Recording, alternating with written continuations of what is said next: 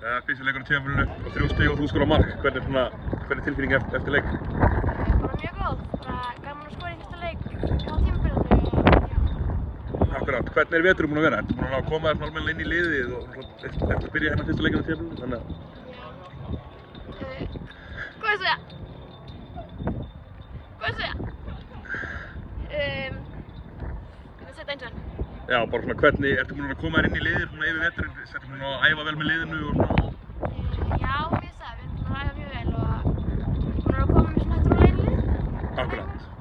Hvernig fannst þér leikurinn ganga í dag? Svona ansi öruggur sigur. Mér fannst hann voru mjög vel. Við vorum mjög skipulagðar og já.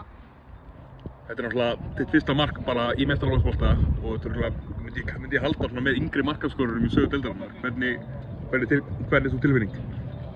Mjög góð. Mjög gaman. Akkurat. Síðan fleiri framundan er Norðurlandsslagur í næsta leik á móti Tindastól. Heldur að ef þið mætið með svona frammistöðu, vinna ekki bara líka? Jú, algjörlega. Akkurat. Þannig að þú ert sátt með þetta? Já. Heyrðu, takk fyrir.